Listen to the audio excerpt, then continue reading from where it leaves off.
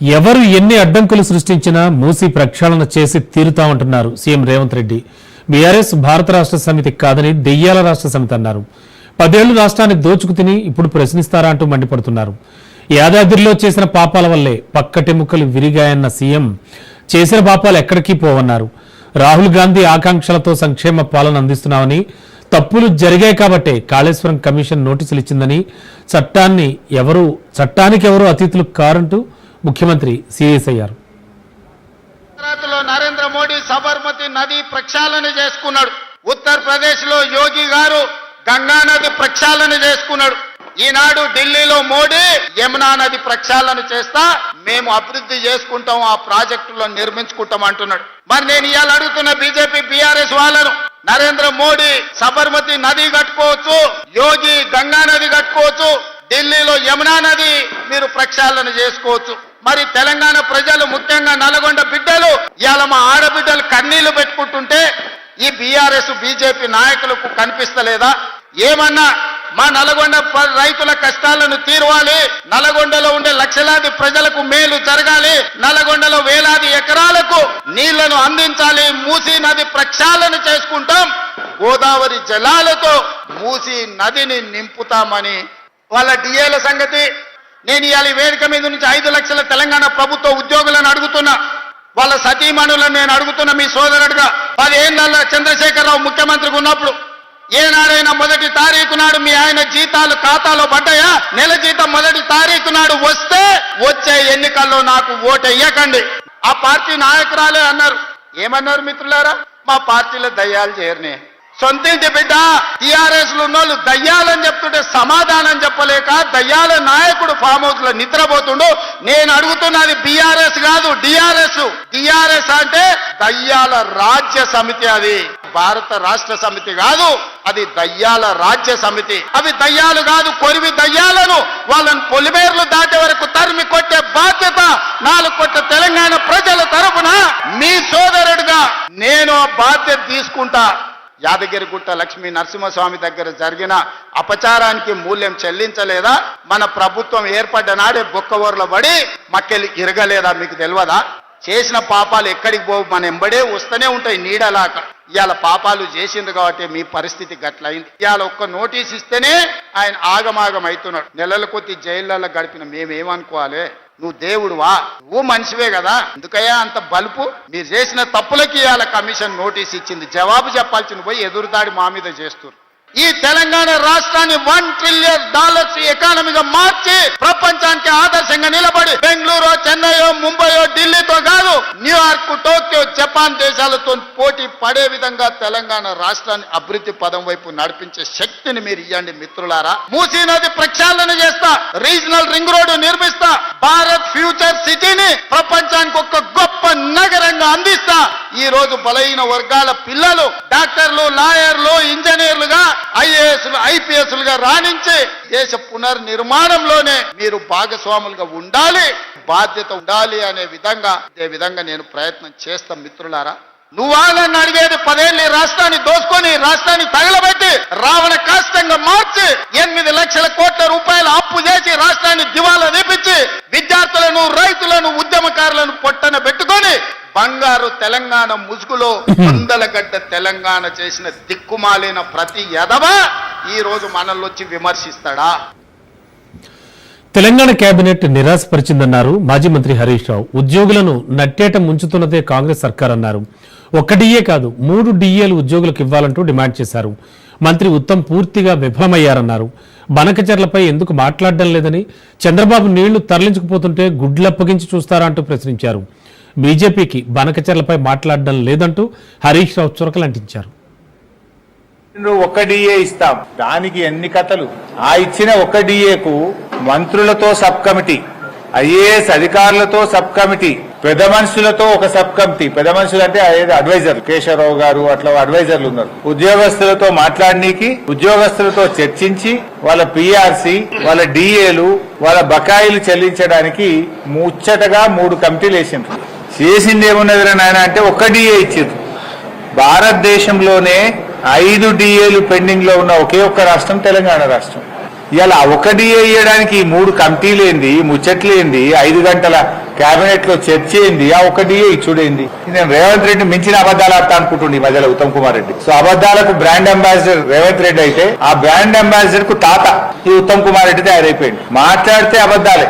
ఇవాళ కూడా మాట్లాడుతూ రాయలసీమ లిఫ్ట్ ఇరిగేషన్ గురించి మాట్లాడుతున్నాడు. ఇవాళ రేవంత్ రెడ్డి ఉత్తమ్ కుమార్ రెడ్డి ఇద్దరు కూడా చంద్రబాబుకు దాసోహం అయిపోయింది. రేవంత్ రెడ్డి గురుదక్షిణ చెల్లించుకుంటుండు. ఉత్తమ్ కుమార్ రెడ్డి కూడా భార్యాభర్తలు ఇద్దరు పోయి విజయవాడకు పోయి విజయవాడలో చంద్రబాబు గారిని కలిసి బజ్జీలు తినొచ్చిండు. అప్పటి నుంచి నేను కూడా అగనెస్ట్ మాట్లాడతలేడు. కిందికి నీళ్లు మొత్తం ఆంధ్రాకు దాసోహం చేసి ఇచ్చిన నీళ్ల కంటే 65 టీఎంసీల నీళ్లు తక్కువగా వాడిన చేతగాని దద్దమ్మ ప్రభుత్వం కాంగ్రెస్ ప్రభుత్వం. ఆంధ్రాకు నీళ్లు వదిలింది నువ్వు కాదా ఉత్తమ్ కుమార్ రెడ్డి? దీనికి ఎందుకో సమాధానం చెప్పవు. చెంపలేసుకొని ముక్కు నేలకు రాయి. 65 టీఎంసీల నీళ్లు మన హక్కును వినియోగించుకోలేని చేతగానితనం నీది, ఫెయిల్యూర్ నీది. నిన్న ఉత్తమ్ కుమార్ రెడ్డి గారిని గోదావరి బంకచెర్ల మీద ఏమైతుంది అంటే ఇంకా నేను స్టడీ చేయలేదు, స్టడీ చేసి మాట్లాడుతా అంటాడు. నువ్వు నీటిపారుదల శాఖ మంత్రివా ఏంటిది? నువ్వు స్టడీ చేయకుండా ఉంటావు. స్టడీ చేయలేదంటే నువ్వు ఎంత బాధ్యత రహిత్యంగా ఉన్నావు. ముఖ్యమంత్రి గారు ఎందుకు కేంద్ర మంత్రికి లేఖ రాయడం లేదు? ఎందుకు ముఖ్యమంత్రి గారు మౌనంగా ఉంటున్నారు? చంద్రబాబు నాయుడు అంటే మీకు ఎందుకు లాగులు తడుస్తున్నాయి? చంద్రబాబు నాయుడిని ఎదిరించే దమ్ము సత్తా మీకు లేదా? అపెక్స్ కౌన్సిల్ మీటింగ్ పెట్టమని చెప్పి అడగరా మీరు? ఎందుకు సుప్రీంకోర్టుకు వెళ్లరు? ఎందుకు ప్రధానమంత్రిని నీతి ఆయోగ్ మీటింగ్ లో ప్రశ్నించరు అని మేము అడుగుతా ఉన్నాం. ఇవన్నీ చూస్తా ఉంటే వీళ్ళు బాధ్యత లేకుండా వ్యవహరిస్తా ఉన్నారు. పూర్తిగా ఆంధ్రప్రదేశ్ కు దాసోహం అయిపోయింది. ఇవాళ బీజేపీ ఈ రాష్ట్రానికి అన్యాయం జరుగుతుంటే మన రాష్ట్ర బీజేపీ పెదవులు ఇప్పలేదు. ఇదేందో నాకు అర్థమైతలేదు. గోదావరి బనకచెర్ల మీద బీజేపీ పెదవులు ఎందుకు మూసుకుంటున్నది? చీటికి మాటికి ఒంటికాల మీద లేసే బీజేపీ నాయకుల్లారా, బీజేపీ కేంద్ర మంత్రుల్లారా, గోదావరి బనకచెర్ల మీద మీ పెదవులు ఎందుకు మూసుకుంటున్నారు? తెలంగాణ నోరుగొట్టి అక్రమంగా తెలంగాణ నీళ్లను మళ్లించకపోయే ప్రయత్నం ఆంధ్రప్రదేశ్ చేస్తుంటే ఈ రాష్ట్రం నుంచి ఉన్న కేంద్ర మంత్రులు ఎందుకు స్పందించడం లేదు? ఇలా ఈ రాష్ట్ర ప్రయోజనాలు బీజేపీకి పట్టవా? ఇలా కృష్ణా నదిలో ఈ రాష్ట్ర ప్రభుత్వం చేతగాక 65 టీఎంసీలు కిందికి వదిలితే కేంద్ర ప్రభుత్వ ఆధీనంలో ఉన్న కేఆర్ఎంబీని కేంద్ర మంత్రులు ఎందుకు అడుగుతలేరు? అక్రమ ప్రాజెక్టు పనులు ఆపే బాధ్యత మీకు లేదా? ఎలాంటి అనుమతులు లేకుండా అక్రమంగా కడుతున్నటువంటి గోదావరి బనకచెర్లను ఆపే బాధ్యత మీకు లేదా అని నేను బీజేపీ ఎంపీలను కూడా ఈ సందర్భంగా కేంద్ర మంత్రులను ప్రశ్నిస్తా ఉన్నా. షార్ట్ బ్రేక్ తర్వాత మరిన్ని అప్డేట్స్ చూద్దాం.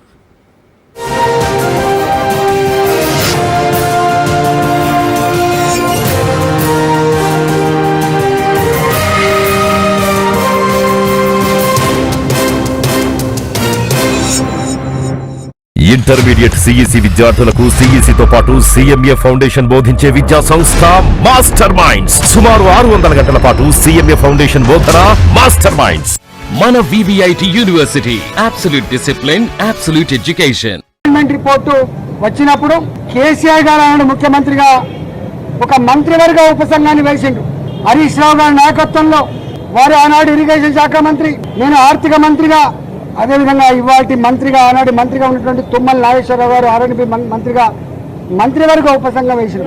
మంత్రివర్గ ఉపసంఘం సిడబ్ల్యూసి రిపోర్ట్లు, ఇరిగేషన్ డిపార్ట్మెంట్ ప్రతిపాదనలు, వాళ్ళ అవసరాన్ని కూడా మా ముందుకు పెట్టినప్పుడు మేమన్నాం, ఒకవేళ కనుక ఈ తుమ్మిడి అట్టి చేవల్ల మన అవసరాన్ని తీర్చకపోతే మరో ప్రత్యామ్నాయ మార్గాన్ని అన్వేషించమని చెప్పినప్పుడు వారు అనేక రకాల సర్వేలు చేసి, అది టెక్నికల్ వాళ్ళు కాబట్టి ఇవాళ మేడిగడ్డ, సుందిల్ల, అన్నారం ప్రాజెక్టులకి వాళ్ళు ప్రపోజ్ చేశారు.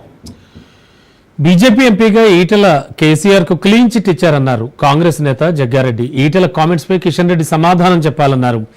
బీజేపీ స్టాండ్ కూడా ఇదేనా కాదో కిషన్ రెడ్డి క్లారిటీ ఇవ్వాలన్నారు. ప్రజల్ని కన్ఫ్యూజ్ చేస్తున్నారన్న జగ్గారెడ్డి, కిషన్ రెడ్డి స్పందించకపోతే బీజేపీ విధానం ఈటెల స్టాండ్ ఒకటే అనుకోవాల్సి ఉంటుందన్నారు. కాంగ్రెస్ స్టాండ్ మొదటి నుంచి ఒకటే ఉంటుంది. రేవంత్ రెడ్డి ముఖ్యమంత్రిగా, ఆయన ముఖ్యమంత్రిగా అయిన వెంటనే కాళేశ్వరం సంబంధించిన అవినీతి అక్రమాలు జరిగినాయి అనే ఒక స్టాండ్ మీద, ప్రతిపక్ష స్టాండ్ మీద అధికార పార్టీ ముఖ్యమంత్రిగా దీని మీద ఒక బోర్డ్ కమిషన్ ఏర్పాటు చేయడం జరిగింది. బీఆర్ఎస్ గవర్నమెంట్ లో 10 ఏళ్ల కాలంలో నోరు విప్పని ఈటెల రాజేందర్, ఆ స్టాండ్ గమనించండి. అదే అప్పుడు Etela Rajender BRS finance minister, బీజేపీలో మోడీ గారు, అమిత్ షా గారు వీళ్ళందరేమో ఇది ఏటీఎం కార్డు బీఆర్ఎస్ కి, ఆ కుటుంబానికి అని వాళ్ళన్నారు.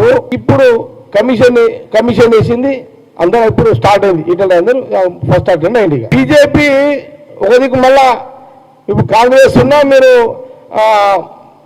మీ స్టాండ్ ఏంది? బీజేపీ స్టాండ్ నాకు కావాలి. ఈ రోజు కమిషన్ ముందు అటెండ్ అయిన ఎంపీ ఈటెల రాజేందర్ గారు, మీరు ఈ రోజు ఇచ్చిన కమిషన్ ముందు మీరు ఇచ్చిన రిపోర్ట్ ఏంటంటే కేసీఆర్ గారు ఎలాంటి అవినీతి చేయలేదు, అక్రమాలు చేయలేదు అని కమిషన్ ముందు మీరు క్లీన్ చిట్ ఇచ్చేసారు. మీరు మీ స్టాండ్ ఓపెన్ అయింది. మొదటి TPCC chief Mahesh Kumar Goud hot comments చేశారు. ఎమ్మెల్యేలు తమ పనితీరు బేరీజ్ వేసుకోవాలన్నారు. కార్యకర్తలు నిరాశగా ఉన్నారని, కార్యకర్తలు సమన్వయం బాధ్యత మనపై ఉందన్నారు. చిన్న చిన్న సమస్యలు ఉన్న మాట వాస్తవమని మహేష్ కుమార్ గౌడ్ సమస్యలు అధిగమించే ప్రయత్నం చేయాలని చెప్పారు. కరీంనగర్ పార్లమెంటరీ నియోజకవర్గ రివ్యూ మీటింగ్ వేదికగా స్థానిక సంస్థల ఎన్నికల్లో మెరుగైన ఫలితాల కోసం ఎమ్మెల్యేలు కృషి చేయాల్సిన అవసరం ఉందన్నారు. ఇక ఏఐసీసీ కార్యదర్శి సంపత్ కుమార్ కీలక వ్యాఖ్యలు చేశారు. ఎంపీ మల్లు రవి గెలుపు కోసం తాము రక్తం ధారబోసామన్నారు. ఆయన గెలుపు కోసం కష్టపడ్డామన్నారు. ఇక మల్లు రవికి ఏజ్ ఎక్కువ, చేదస్తం తక్కువని, అలంపూర్లో జరుగుతున్న పరిణామాలపై మాత్రమే మీనాక్షికి వివరించానన్నారు. అయితే చర్యలు తీసుకోవాలని ఫిర్యాదు చేయలేదన్నారు. ఎంపీ మల్లు రవి అఫీషియల్ గా మీటింగ్ పెడితే బాగుండేదన్న సంపత్ అన్అఫీషియల్ గా బీఆర్ఎస్ నేతలతో మీటింగ్ పెట్టారన్నారు.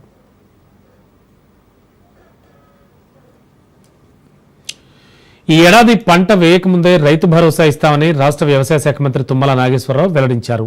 సిద్దిపేట జిల్లా హుస్నాబాద్ వ్యవసాయ మార్కెట్ యార్డులో 3 రోజుల పాటు జరగనున్న రైతు మహోత్సవ కార్యక్రమాన్ని మంత్రులు తుమ్మల నాగేశ్వరరావు, పొన్నం ప్రభాకర్ ఘనంగా ప్రారంభించారు. అంతకుముందు కార్యక్రమానికి ఎడ్ల బళ్లపై ఊరేగింపుగా చేరుకున్న మంత్రులకు అధికారులు ఘన స్వాగతం పలికారు. నూతన సాంకేతిక పరిజ్ఞానంతో కూడిన వ్యవసాయ పద్ధతుల్ని రైతులకు తెలియజేయడానికి రైతు మహోత్సవం నిర్వహించినట్లుగా పొన్నం తెలిపారు. 3 రోజులు జరుగుతోన్న కిసాన్ మేళాకు రావాలని రైతుల్ని కోరారు ఆయన.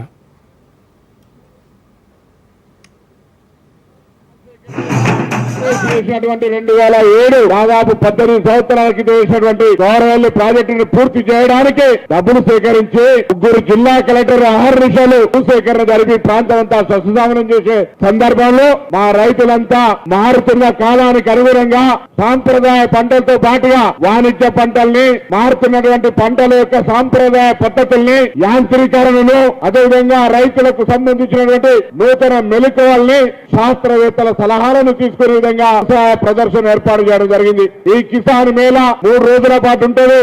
నేను హుస్నాబాద్ నియోజకవర్గంతో పాటుగా పక్కన కరీంనగర్ జిల్లా, సిద్దిపేట జిల్లా, జనగామ, హన్మకొండ జిల్లా రైతులు ఎవరైనా సరే ఇక్కడికి వచ్చి వ్యవసాయ శాస్త్రవేత్తలు, వ్యవసాయ పురుగు మందులు ఎక్కువ ఎందుకు వాడుతున్నాం అంటే యూరియా, అదేవిధంగా ఎరువులు ఎక్కువ వాడుతున్నాం. మన తాతలు పండించినటువంటి నేచురల్ ఫార్మింగ్ గానీ, సేంద్రీయ వ్యవసాయం గాని, ప్రకృతి వ్యవసాయం గాని, పశువుల పెంటతో చేసే వ్యవసాయాన్ని మర్చిపోయాం. మన పంటలకి బయట దేశాల్లో గిరాకీ రావట్లేదు. మనం కూడా మన రాష్ట్రానికి సరిపోని ఉత్పత్తులే కాకుండా పక్క రాష్ట్రాలకి, పక్క దేశాలకి పంపించే స్థాయికి తెలంగాణ రైతు వెళ్ళాలి. అందుకని ఈ సంవత్సరం రైతు భరోసా వాళ్ళ పంటలు వేయకముందే వాళ్ళ జేబుల్లోకి వెళ్ళాలి అని చెప్పి నిన్న ముఖ్య కార్యదర్శికి ఆదేశించారు. తప్పకుండా అతి కొద్ది రోజుల్లోనే మాగంటి గోపీనాథ్ను మంత్రి శ్రీధర్బాబు పరామర్శించారు. గచ్చిబౌలి ఏజీ ఆసుపత్రికి వెళ్లిన మంత్రి ఐసీయూలో చికిత్స పొందుతోన్న మాగంటి పరిస్థితి చూశారు. తన ఆరోగ్య పరిస్థితిపై వైద్యుల్ని అడిగి తెలుసుకున్నారు. మాగంటి గోపీనాథ్ ఐసీయూలో చికిత్స పొందుతున్నారని మంత్రి తెలిపారు. కాంగ్రెస్ ప్రభుత్వం దాశరథి కృష్ణమాచార్యులు శత జయంతి వేడుకలను పట్టించుకోవడం లేదని ఎమ్మెల్సీ కవిత అన్నారు. నిజామాబాద్ జిల్లా కేంద్రంలోని అప్పటి జైలును ఆమె సందర్శించారు. నిజాం అకృత్యాలను ఎండగడుతూ ప్రజలను జాగృతి చేసిన దాశరథి జయంతి వేడుకలను నిర్వహించకపోవడం సిగ్గుచేటన్నారు. తెలంగాణ కోసం పోరాడిన వ్యక్తుల్లో దాశరథి ముందు వరుసలో ఉంటారన్నారు. దాశరథి గారి శత జయంతి సంవత్సరం 100 సంవత్సరాలు నిండినై దాశరథి గారు వారి యొక్క పుణ్య జన్మనెత్తి మరి వారు మన తెలంగాణ స్వతంత్రం కోసం పోరాటం చేసినటువంటి వ్యక్తి. నిజాం రాష్ట్రంలో జరుగుతున్నటువంటి అకృత్యాలను ఎండగడుతూ అనేకమైనటువంటి పోరాట విధానాలను ఎంచుకొని పోరాటం చేసినటువంటి మహనీయుడు. ప్రజలందరినీ కూడా ఆ కాలంలో జాగృతం చేసినటువంటి వ్యక్తి. ఈ కిల్లా రామాలయంలో ఇప్పటి వరకు అన్న చెప్పినట్టుగా మరి ఆనాడు నిజాంకి వ్యతిరేకంగా పనిచేసినటువంటి స్వతంత్ర ఉద్యమ యోధులందరినీ కూడా ఇక్కడ బంధించి పెట్టినటువంటి అంశం మనందరికీ తెలిసిందే. నా తెలంగాణ కోటి రతనాల వీణ రాసింది మన నిజామాబాద్ గడ్డ అని మనందరం కూడా గర్వంగా అనేక సార్లు చెప్తున్నటువంటి సందర్భం. మరి ఆ సీన్ మొత్తం రీక్రియేట్ చేయాలి. ఈ కిలారామాలయం జైల్లో దాశరథి గారి ప్రతిమను, వటికోట ఆల్వార్ స్వామి గారి ప్రతిమను, అట్లనే గోడ మీద నా తెలంగాణ కోటి రత్నాల వీణ రాసి మరి తెలంగాణ ప్రభుత్వం కీలక నిర్ణయం తీసుకుంది. ఇకపై నెలకు 2 సార్లు కేబినెట్ సమావేశాలు నిర్వహించాలని నిర్ణయం తీసుకుంది. 15 రోజులకు ఒకసారి భేటీ ఏర్పాటు చేయాలని సీఎం రేవంత్ ఆదేశించారు. విధాన నిర్ణయాల్లో జాప్యాన్ని నివారించేందుకు ఈ మేరకు చర్యలు తీసుకున్నారు. ప్రతి నెల మొదటి 3వ శనివారం కేబినెట్ భేటీ జరగనుంది. మంత్రులతో ఎప్పటికప్పుడు చర్చించేందుకు కేబినెట్ ఏర్పాటు చేశారు. అయితే తెలంగాణలో అధికారంలోకి వచ్చిన రేవంత్ ప్రభుత్వం ఇప్పటివరకు 17 సార్లు కేబినెట్ సమావేశం నిర్వహించింది.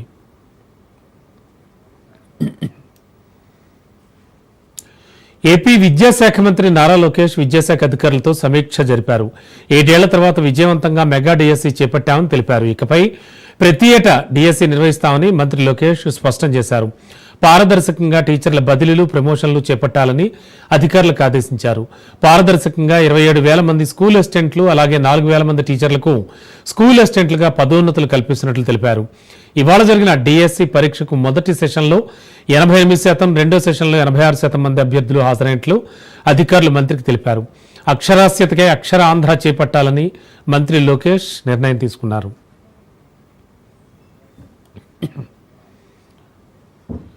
ఏపీలో శాంతి భద్రతలు క్షీణించాయని మాజీ సీఎం జగన్ ఆగ్రహం వ్యక్తం చేశారు. చంద్రబాబు పాలనలో వ్యవస్థలు పూర్తిగా నిర్వీర్యం అయిపోయాయని ధ్వజమెత్తారు. ప్రభుత్వాన్ని ప్రశ్నిస్తూ జగన్ ట్వీట్ చేశారు. రాజకీయ కక్షలతో చంద్రబాబు, ఆయన పార్టీ నాయకులు చేస్తోన్న నేర పూరిత చర్యలు, ఆలోచనల కారణంగా లా అండ్ ఆర్డర్ కుప్పకూలిపోయిందన్నారు. రాష్ట్రంలో ఎవ్వరికీ రక్షణ, భద్రత లేకుండా పోయిందన్నారు.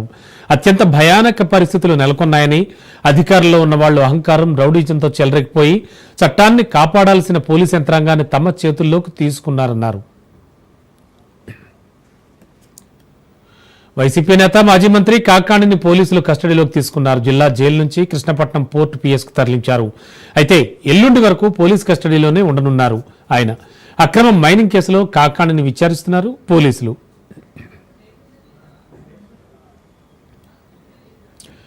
లిక్కర్ అంటేనే తనకు భయమని, అలాంటిది డబ్బులు తీసుకుంటానా అంటూ మాజీ ఎమ్మెల్యే చెవిరెడ్డి భాస్కర్ రెడ్డి ప్రశ్నించారు.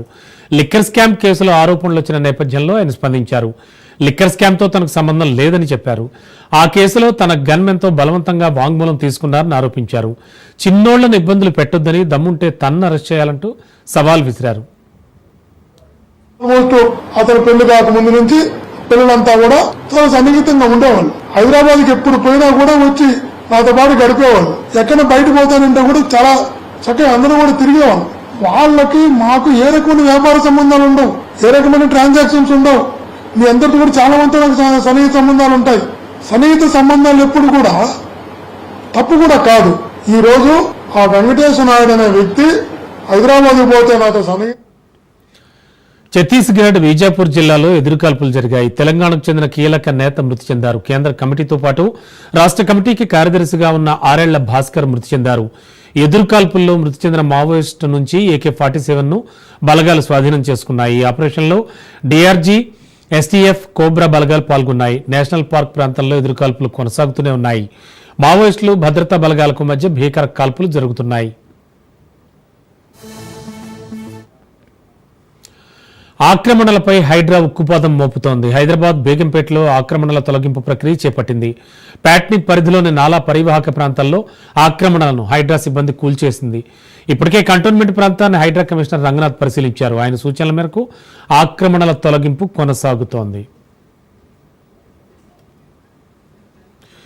రంగారెడ్డి జిల్లా బద్వేల్లో డబుల్ మర్డర్ జరిగింది. రాజేంద్ర నగర్ పోలీస్ స్టేషన్ పరిధిలోని బద్వేలు జన చైతన్య వెంచర్లో దంపతులను చంపేశారు దుండగులు. అబ్రిజ్ రెసిడెన్స్ అపార్ట్మెంట్ 5వ అంతస్తులో ఉన్న షేక్ అబ్దుల్లా, రిజ్వానా దంపతులను కత్తితో దాడి చేసి హత్య చేశారు. ఘటనా స్థలికి చేరుకున్న పోలీసులు క్లూస్ టీంను రంగంలోకి దించారు. దొంగతనానికి వచ్చి చంపారా లేక ఇంకా ఏదైనా కారణం అనే కోణంలో దర్యాప్తు చేస్తున్నారు. పాకిస్తాన్ మానవత్వం విమర్చి పర్యాటకులపై దాడి చేయించిందన్నారు ప్రధాని. రికార్డు స్థాయిలో పర్యాటకుల సంఖ్య పెరుగుతోందని, పాక్ కుట్ర చేసిందని, అందులో భాగంగానే పహల్గాంలో ఉగ్రదాడి చేసిందన్నారు. కశ్మీర్లో పర్యాటకాన్ని దెబ్బతీయాలన్న పాక్ కుట్రలను తిప్పికొట్టామన్నారు. పక్కాగా చేసిన స్ట్రైక్స్తో ఉగ్రవాద శిబిరాలు ధ్వంసమయ్యాయని మోడీ తెలిపారు. పహల్గాం దాడి మానవత్వానికి మచ్చన్న ప్రధాని పాక్ ఎలాంటి అరాచకం చేసిందో ప్రపంచం మొత్తం చూసిందన్నారు. మనం ఉగ్రవాదులను టార్గెట్ చేస్తే పాక్ సామాన్యుల ఇళ్లు, ప్రార్థన స్థలాలను టార్గెట్ చేసిందన్నారు. కశ్మీర్ అభివృద్ధిని ఎవరూ ఆపలేరని మోడీ స్పష్టం చేశారు. ఆపరేషన్ సింధూర్లో మన ఆయుధ సత్తాను ప్రపంచం మొత్తం చూసిందన్నారు. महीने पहले, ठीक 1 महीने पहले 6 मई की वो रात पाकिस्तान के आतंकियों पर कयामत बरसी थी. अब पाकिस्तान कभी भी ऑपरेशन सिंदूर का नाम सुनेगा तो उसे अपनी शर्मनाक शिकस्त याद आएगी. पाकिस्तानी फौज और आतंकियों ने భారత్లో కరోనా కేసులు, మరణాలు పెరుగుతున్నాయి. దేశంలో 5,364కు కరోనా యాక్టివ్ కేసులు చేరాయి. గడిచిన 24 గంటల్లో కరోనాతో 4 మృతి చెందారు. కేరళలో 2, పంజాబ్, కర్ణాటకలో 1 మృతి చెందారు. ఈ ఏడాది ఇప్పటి వరకు కరోనాతో 55 మంది మృతి చెందారు. ప్రముఖ హీరో పవన్ కళ్యాణ్ నటించిన హరిహర వీరమల చిత్రం రిలీజ్ వాయిదా పడింది. ఈ విషయాన్ని చిత్ర యూనిట్ అధికారికంగా ప్రకటించింది. వాస్తవానికి ఈ